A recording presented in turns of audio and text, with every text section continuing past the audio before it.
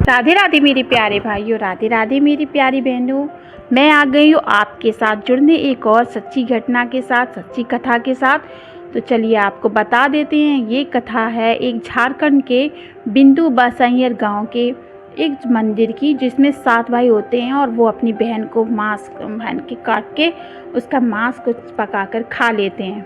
कथा करते हैं शुरू। कथा सुनने से पहले बोलो शंकर भगवान की जय। दोस्तों, कलयुग में नहीं, सतयुग की बात है। सतयुग में भी ऐसे भाई हुआ करते थे। कि बात एक समय की है कि एक घर में, एक गांव में 7 भाई और उनकी एक बहन रहती थी। दोनों सब लोग एक ही छत के नीचे पूरा समुदाय रहता था। और बहन खाना पकाती थी तो भाई खा के अपने काम करने निकल जाते थे। बहन बहुत ही आज्ञाकारी थी, बहुत ही संस्कारी थी। तो ऐसे ही चलते चलते दिन चलते गए। तो एक बार क्या हुआ, भाई बोले बहन से कि आज तुम खेत पे जाके साग लाना, साग की सब्जी बनाना। तो बहन बोली ठीक है भाई। तो भाई अपने काम पे चले गए, बहन अपने खेत पे चली गई वो साग तोड़ने। साग तोड़ के वो लाके काट ही रही थी कि उसकी उंगली कट हो गई। तो उसकी उंगली में से खून निकलने लगा। अब वो परेशान हो गई, बोले कपड़े में पोंछे, कहाँ पोंछे।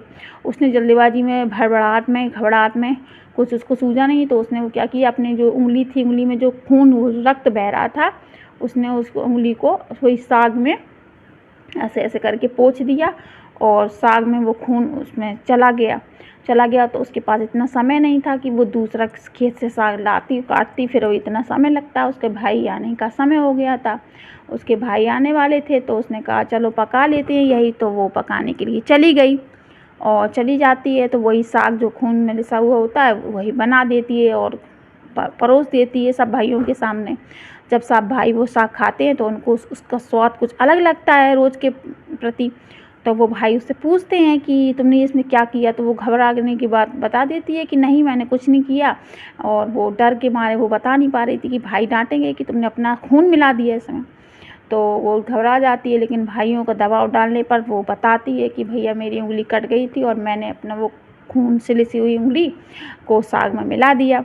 तो भाई लोग खा लेते हैं। फिर वो लोग आपस में बातें करते हैं। जब बहन चली जाती है तो वो आपस में बातें करते कहते हैं, जब इसका खून में इतना स्वाद है तो सोचो इसके मांस में कितना स्वादिष्ट होगा। मतलब भाई इतने लालची थे कि भाइयों की नीयत ख़राब हो गई।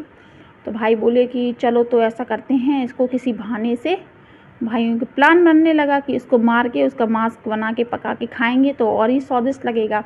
उसमें से एक छोटा भाई था, वो अपनी बहन से ज़्यादा स्नेह रखता था, बहुत ही प्यार करता था। उसको ये बात उसने मना किया कि नहीं ऐसा कुछ मत करो, ऐसा नहीं करते, वो बहन लाडली बहन है, वो हमारी बहन है, हम उसको मारेंगे, ये कितना बड़ा पाप होगा। लेकिन वो भाई नहीं मानते। वो कहते जीव के स्वाद के आगे और रिश्तों की कोई भी महत्व नहीं है। वो लोग उसको डरा धमका देते हैं। तो वो बेचारा पीछे पीछे जाता है। वो प्लानिंग बनाते हैं, अपनी बहन को खेत पे ले जाते हैं और वहीं पे उससे कहते हैं तुम यहीं बैठो, हम लोग अभी आ रहे हैं शिकार करके। और वो भाई उस बहन को अपनी को बैठाल के, और बहन क्या करती है, वहीं बैठ जाती है बेचारी। लेकिन वो समझ जाती है कि छोटा भाई जो होता है वो अपनी बहन को सब प्लानिंग बता देता है कि भाई उसके खिलाफ़ ऐसे षड्यंत्र रच रहे हैं। तो वो समझ जाती है, लेकिन वो कुछ नहीं बोलती है। वो अपनी भाइयों की खुशी की खातिर वहाँ खेत पे पहुँच जाती है। और वो लोग भाई कहते हैं तुम यहीं बैठो, हम लोग अभी आ रहे हैं। तो भाई दूर खड़े हो जाते हैं।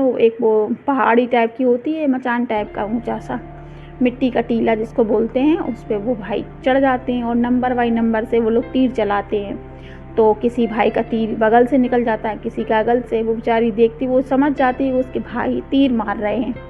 इतने निर्दयी भाई थे कि अपने जीभ के स्वाद के लिए और अपनी बहन के प्राण लेने के लिए तैयार हो गए थे, समझो।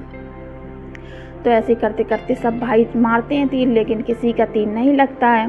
फिर छोटे वाले वो भाई की बारी आती है। तो उससे बोला जाता है कि तुम मारो तीर। वो मना करता है, लेकिन वो लोग दबाव डालते हैं। वो बेचारा रोता हुआ मारता है उसके तीर। तो वो तीर उसके जाके सीधे सीने में लग जाता है और वो वहीं पर, जब तीर लग जाता है तो बहन वहीं पर ढेर हो जाती है, मर जाती है। भाई खुश हो जाते हैं, भाई सब उतर के आते हैं, कहते हैं चलो अब इसको पकाने का इंतज़ाम किया जाए। और भाई उसके टुकड़े टुकड़े करने लगते हैं। मतलब अपनी जीभ के स्वाद के आगे उन्होंने अपनी बहन को भी नहीं देखा और भाइयों ने उस बहन के टुकड़े टुकड़े कर डाले। ये सच्ची घटना है दोस्तों। इसका मंदिर आपको बताएंगे, लास्ट में हम दिखाएंगे कि इसका मंदिर कहाँ है और क्या जगह का नाम तो हमने आपको बताया ही है। तो जैसे ही वो काटते हैं तो जो भाई है वो बहुत ही रोता है अपनी बहन की दुर्दशा देख के। तो वो लोग कहते हैं चल जा वहाँ से जंगल से लकड़ी लेके आ, तो बेचारे उसी से बोलते हैं। तो वो जाता है रोता रोता, वहाँ से लकड़ी लेके आता है, जैसे तैसे वो उनको डालता है। फिर वो लोग कहते हैं जा चल पानी लेके आ। बेचारा रोते रोते जो बावड़ी पे पहुँचता है तो वहाँ पे एक मेढक और केकड़े मिल जाते हैं। वो उससे पूछते हैं तुम रो क्यों रहे हो? तो बोला कि ऐसे ऐसे मेरी बहन को भाइयों ने मार दिया, काट के उसका मांस बना रहे हैं, तो मैं उसका मांस खाना नहीं चाहता हूँ, मैं इसलिए रो रहा हूँ। तो बोला ऐसा करो, हम तुम्हारे साथ चल रहे हैं इस मटके में छिप के, तुम जब बोलो वो खाएंगे उसका मांस तो तुम हम लोगों को खा लेना, तो उनको लगेगा कि तुमने भी उसका मांस खाया, और अगर तुमने ऐसा नहीं किया तो वो लोग तुम्हें मार देंगे। तो बोलो ठीक है ऐसा ही करूँगा। उसके भाइयों के डर की वजह से उसने ऐसे किया, उनको केकड़े और मेढक को ले गया उसमें मटके में छुपा के, और खाने की जैसी बारी आई तो उसके पास भी परोसा गया वही मांस बहन का। तो सारे भाइयों ने जब मांस खाया तो उसने वही केकड़ा खा लिया, जब हड्डी खाई तो फिर उसने वही मेढक खा लिया। तो ऐसे करते करते उसने और वो मांस को क्या किया, उसने मांस को छिपा दिया वहीं गड्ढे में, किनारे पे गड्ढा खोद के। जल्दी से भाई इधर उधर देख रहे थे तो उसने चोरी से उस गड्ढे में बहन को दबा दिया और ऊपर से मिट्टी डाल दी, और वो सब मांस खा के अपने घर चले गए। घर जैसे चले गए, उसने जहाँ पे बहन का मांस वो दबाया था मिट्टी से, वहीं पर एक बांस का पेड़ उगाता है। बहन ये सब देख रही होती है, वो बहुत ही कष्ट में होती है कि उसके भाई उसका मांस इतने चाव से खा रहे हैं, लेकिन वो कुछ नहीं कर पाती है। वो बांस का पेड़ जब उगाया तो बहुत ही सुंदर पेड़ होता है, जिसकी नज़र उसके पास पड़ती है वो आकर्षित कर लेता है पेड़। तो ऐसे ही करके करके गरीब वहाँ से निकल रहा था, उसने देखा अरे वाह ये तो बहुत ही अच्छा पेड़ है बांस का। तो उसने क्या किया, उस बांस की एक लकड़ी को तोड़ के उसने कहा अगर हम इसको तानपुरा बना लेंगे, उसका एक यंत्र होता है जिसमें से आवाज़ निकलती है बांसुरी जैसी, तो तानपुरा लोगों को अगर हम सुनाएंगे तो लोग हमें पैसे देंगे, तो हमारा कुछ रोज़गार चलेगा। तो उसने उस बांस के पेड़ में से एक बांस की लकड़ी काट ली। काटने के बाद वो भैया ले गया अपने घर। तो आदमी वो तानपुरा बना लेता है, उससे केंद्रा बोला जाता है, और जो कि एक यंत्र होता है जो जिससे मीठी मीठी बांसुरी जैसी आवाज़ निकलती। जैसे ही वो यंत्र बजाता है तो गांव वाले प्रभावित होते हैं, तो उसको पैसे देते हैं। ऐसे ही बजाते बजाते वो उन भाइयों के दरवाजे में पहुँचे, बड़े भाई के दरवाजे में पहुँचा। तो उसने जैसे ही बजाया तो वो बांसुरा बेसुरा बजने लगा, उसमें आवाज़ ही ना निकले, और बड़े बड़े कान में दर्द होने लगा भाइयों के। तो उन 6 भाइयों ने उसको बहुत मारा। ये सब छोटा भाई देख रहा था, तो छोटा भाई बोला कि छोटा भाई उसको बचाने पहुंच जाता है और कहता तो मेरे घर चलो, नहीं तो ये भाई तुम्हें जान से मार देंगे। तो वो तानपुरा लेके उसके घर पे पहुंच जाता है। जैसे वो उसके घर पे पहुंचता है तो कहता है कि तुम मुझे भी सुनाओ इसकी मीठी आवाज़, ऐसा क्या है इसकी आवाज़ में। तो जैसे ही वो तानपुरा बजाने शुरू करता है तो वो बहुत ही अच्छा बजता है, क्योंकि उस तानपुरे में उस बहन की बांस से बनाया था ना, उस बांस में बहन की आत्मा थी। और बहन ने अपने भाई को जैसे ही पहचाना तो वो समझ गई कि ये मेरा असली भाई है, मेरा सच्चा भाई है। तो वो उसके सामने बहुत ही अच्छा गाना, उसमें से मधुर आवाज़ निकलने लगी। तो भाई ने कहा कि तुम ऐसा करो, मुझसे कुछ पैसे ले लो और ये तानपुरा मुझे दे दो, मुझे बहुत ही अच्छा लगा।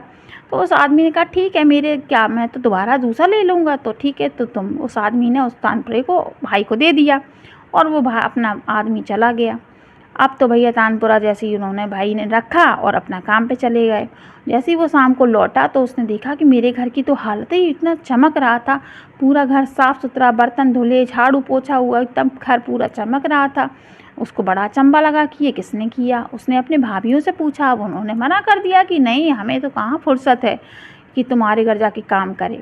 तो वो ठीक है, तो वो दूसरे दिन भी यही होता है। दूसरे दिन वो आता है तो वो देखता है कि अरे आज भी यही हालत हुई। तो ऐसे करते करते तीसरे दिन वो सोचता है कि ऐसा करता हूँ, मैं घर में छिप के देखता हूँ मेरे घर कौन आता है साफ़ सफाई करने। तो वो वहीं पे छिप जाता है, और छिप के जैसे ही वो देखता है कि उस तानपुरे में से एक लड़की निकलती है। वो देखता है कि वो लड़की कोई और नहीं, उसकी खुद की बहन थी। उसकी आंसुओं की ढाल लग जाती है। अब वो कहता है क्या करूं क्या करूं। फिर वो लड़की पूरा काम करने के बाद उस तानपुरे में चली जाती है। तो दूसरे दिन जैसे ही वो प्लानिंग बनाता है कि आज मैं इसको पकड़ के रहूँगा, जैसे ही वो निकलती है तो वो उसका हाथ पकड़ लेता है और उस तानपुरे में जल्दी से आग लगा देता है, और वो तानपुरा वहीं पे जल के राख हो जाता है। और अब लड़की फिर से भगवान उसमें प्राण डाल देते हैं और फिर से इंसानी रूप में आ जाती है उसकी बहन। और वो दोनों उस दिन रक्षाबंधन होता है तो वो बहन अपने भाई को राखी बांधकर उस दिन रक्षाबंधन का त्यौहार मनाती है। उस भाई के लिए उस रक्षाबंधन का दिन किसी वरदान के दिन से कम नहीं था, क्योंकि वो अपनी बहन को बहुत ज़्यादा मिस करता था, बहुत ज़्यादा प्यार करता था। तो उसकी बहन उसको फिर से ज़िंदा मिल जाती है और वो दोनों भाई बहन कहीं दूर जाके किसी घर में जाके प्रेम से रहने लगते हैं और जीवन बिताने लगते हैं। और इसी के साथ इस कहानी का अंत होता है।